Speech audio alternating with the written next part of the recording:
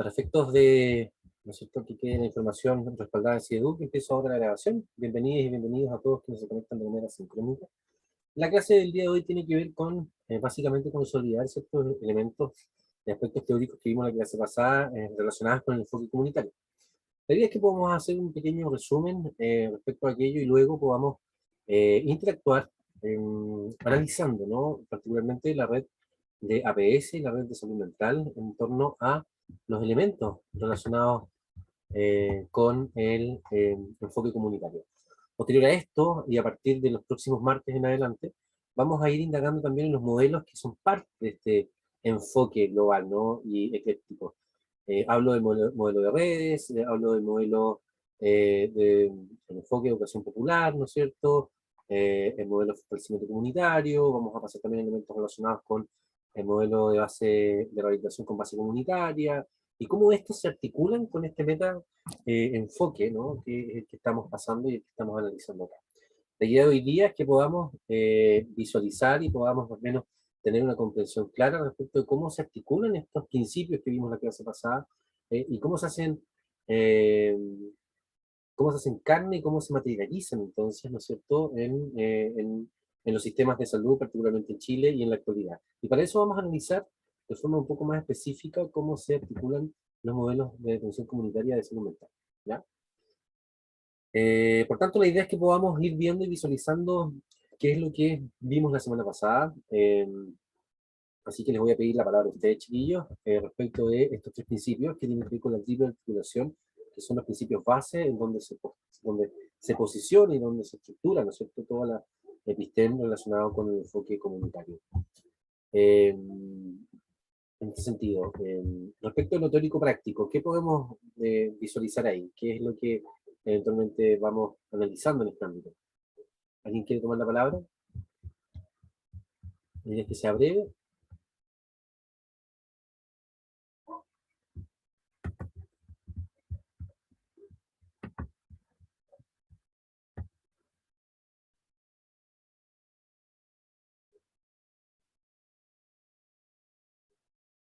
¿Nadie? Mm, Yo recién llegué, profe, y estaba esperando en el otro link. sí, El ¿sabes otro. qué? Se me desapareció el link. Lo edité para Por poder... dos. Sí, lo edité para poder atrasar la hora y no lo encontré después en el panel que uno tiene para poder iniciar clases, así que Ah, ahí por eso tuve que enviar otro link. Disculpen el imprevisto. Bueno, como estoy colaborando también aquí, hay hartas funciones y responsabilidades que se entremezclan. Las partes particularmente para mí es muy, muy intenso. Por eso nos demoramos un poco. Ah. Muy bien, entonces, respecto entonces a este primer ámbito, lo teórico práctico, ¿a qué suena? ¿A qué recuerdan? ¿Qué elementos eventualmente se establecen en este ámbito? Vamos haciendo ayuda de memoria. Bárbara Muñoz, ¿cómo estás? ¿Te acuerdas? Ya que habías activado el micrófono. Hola, profe, no lo había activado y tampoco me acuerdo mucho, la verdad. Ya. Vamos a ir viendo como particularmente, ¿no es cierto?, los ejemplos respecto de cada ámbito, ¿no? Lo teórico práctico tiene que ver con cómo se asimila la teoría con la práctica. Hablábamos principalmente de que hay elementos, ¿no?, que se establecen en términos teóricos que van a posibilitar que la práctica, ¿no es cierto?, tenga un sustento respecto de el 18, por supuesto. Todos regresando. No sé, la verdad que no fue muy 18 acá, pero me imagino que en general se festejó.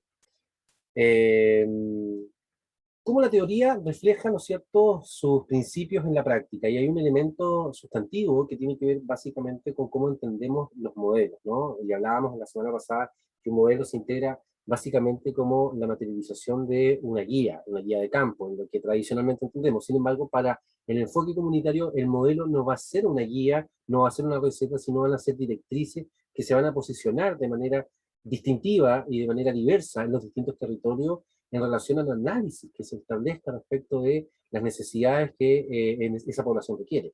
Por tanto, el enfoque comunitario plantea elementos que se contraponen a la tradicionalidad teórica, ¿no es cierto?, que implementa un modelo o un encaje o un molde de ahí también como la palabra modelo, en donde los resultados eventualmente tienen que ser simétricos, estandarizados y tienen que establecerse ciertos elementos, ¿no es cierto?, de universalización, ¿no es cierto?, en relación a las estrategias que se aplican sin diferenciar, ¿no?, territorio, comunidad o las diferencias que eventualmente pudiesen existir en la población. Eso desde una perspectiva más tradicional.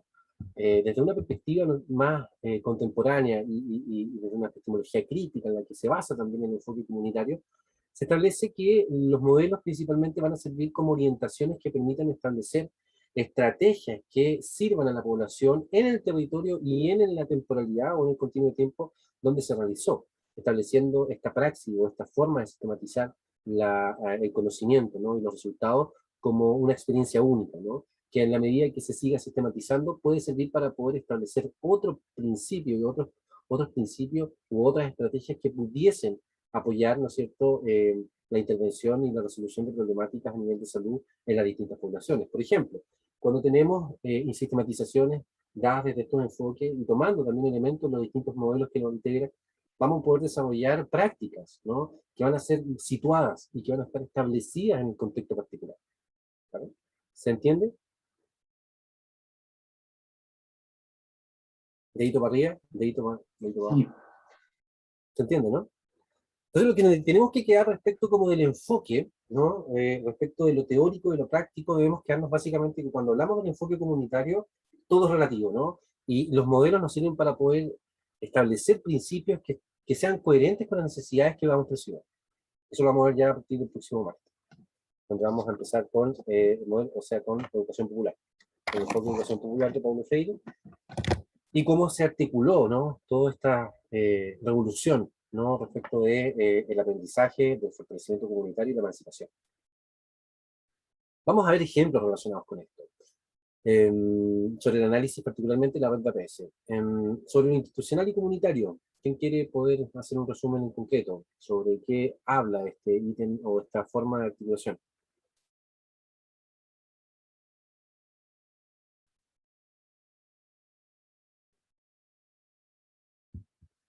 Profe, yo me acuerdo que la semana pasada habíamos hablado de los conceptos de cuáles eran las instituciones frías y las instituciones calientes. Hablamos un poquito de, por ejemplo, las instituciones frías eran aquellas como que no tenían una relación tan directa con la población o con las personas, y las calientes ya, bueno, tenían una relación un poco más cercana, pero también hablamos un poco de a veces como las personas, los trabajadores de las instituciones calientes a veces como que se ven sobrepasados con las necesidades de la población. Hoy. Y bueno, algo así me acuerdo, no sé si alguien más se acuerda de otro, Súper. de la parte comunitaria. Hicimos énfasis particularmente en lo institucional, correcto, muy bien. ¿Alguien quiere agregar algún otro elemento que recuerde?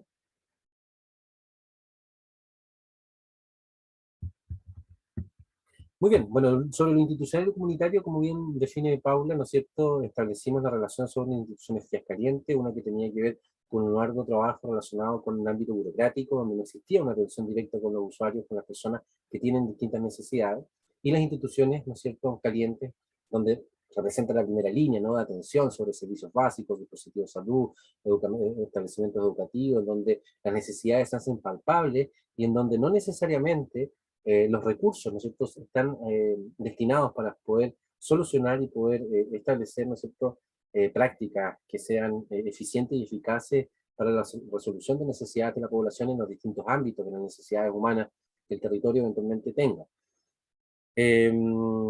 Hablaba de la disipación, ¿no?, precisamente la disipación de energía, de calor que existe en este encuadro institucional de primera línea, en donde, a propósito, ¿no es cierto?, de una estructura burocrática súper compleja, donde hay una disminución de recursos, donde no hay una preparación tampoco muchas veces por parte de los personal, o más que preparación, no hay estrategias que favorezcan la salud mental de las personas, por ende se ven sobrepasadas en relación al sufrimiento, a las necesidades que las personas demandan, ¿no?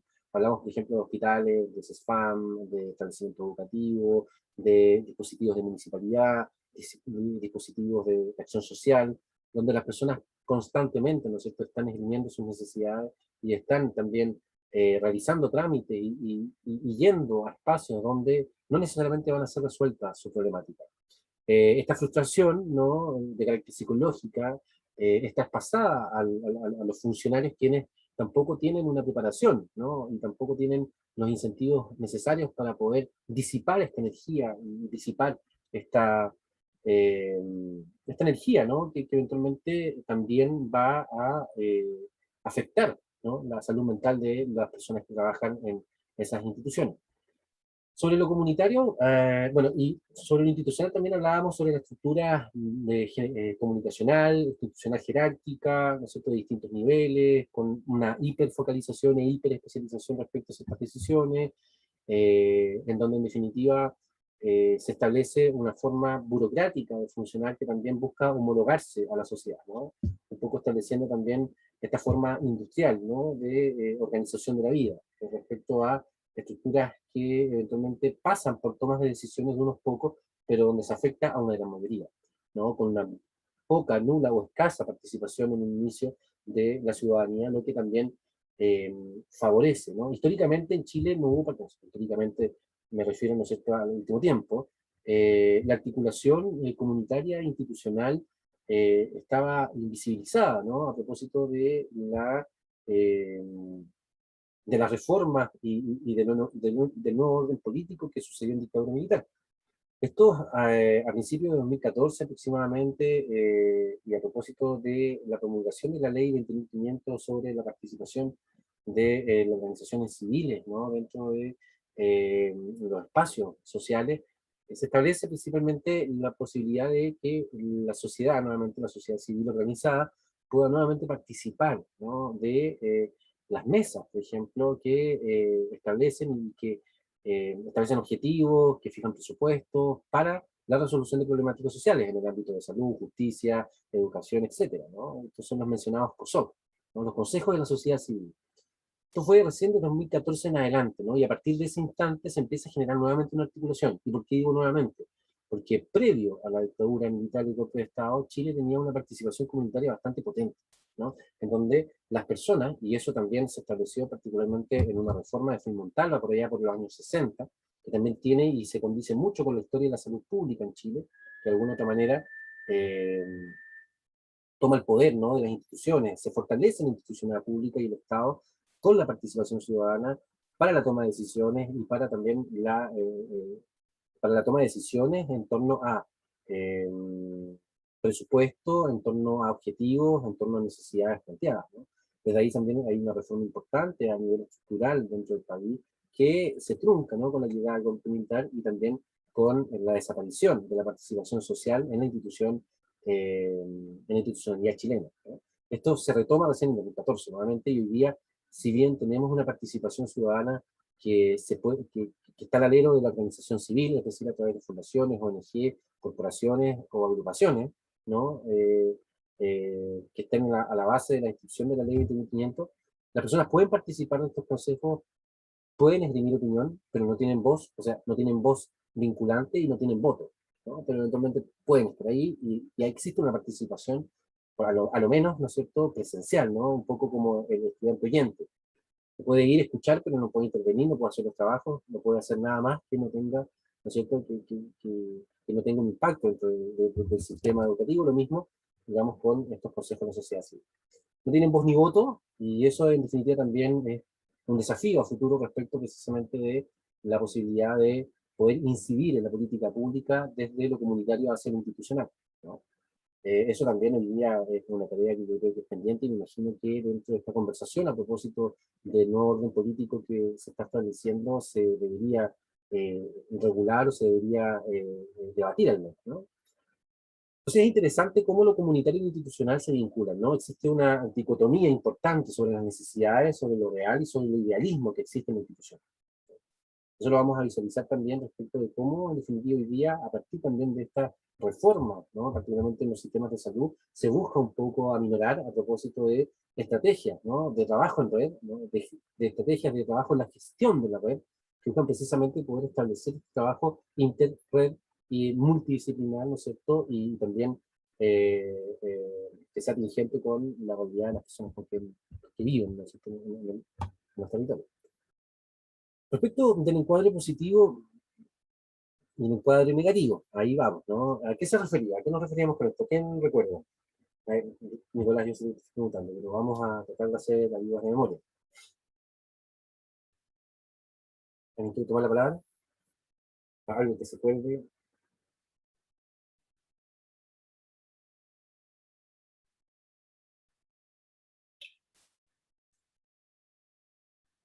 ¿No? No, No se acuerdan de no me nada. acuerdo. Ya, pero No, seguimos por palabras, tengo ¿no? una amnesia de... Lo positivo, lo negativo, el 18 es postravo, hay una poda neuronal importante. Pues. A ver, encuadre positivo, encuadre negativo, como su palabra lo dice, tiene que ver con cómo encuadramos positivo o negativamente ante una relación humana, ¿no? En el caso, ¿no es cierto?, del enfoque comunitario, tiene que ver con cómo la institucionalidad, particularmente, establece, ¿no?, su relación lingüística, su relación comunicativa, ¿no? En base, ¿no es cierto?, a un encuadre positivo o un encuadre negativo. Ya lo recordó muy bien, ahí apareció. ¿Cómo se materializa esto? A ver, ¿cómo lo recuerdan? ¿A qué se refiere en lo positivo y a qué se refiere en lo negativo? En cómo recogen las demandas de las personas, digamos, la institución y cómo se vinculan con la comunidad. O sea, digamos, si por ejemplo yo había dado el ejemplo de que había ido al consultorio y había visto que no estaba funcionando como el sistema de admisión, digamos, por rango etario y yo reclamé y me acogieron como el reclamo positivamente. Y de hecho me felicitaron, como a eso se refiere, de que, de cómo recepcionan, digamos, las demandas de las personas, las instituciones.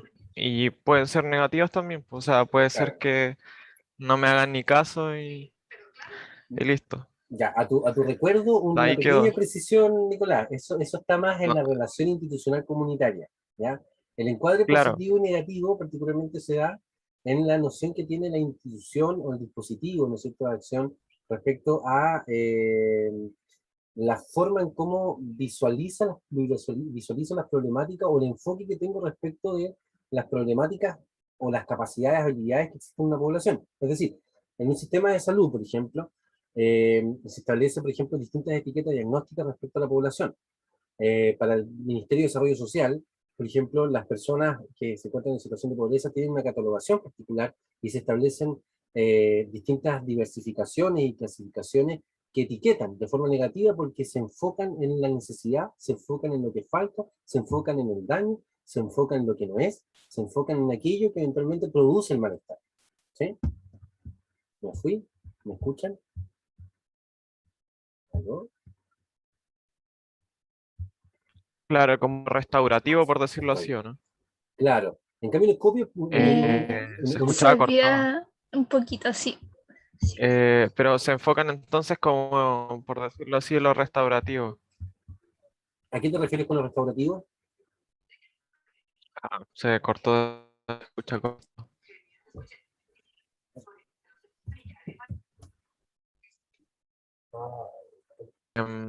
Odontología, pero no ven lo preventivo.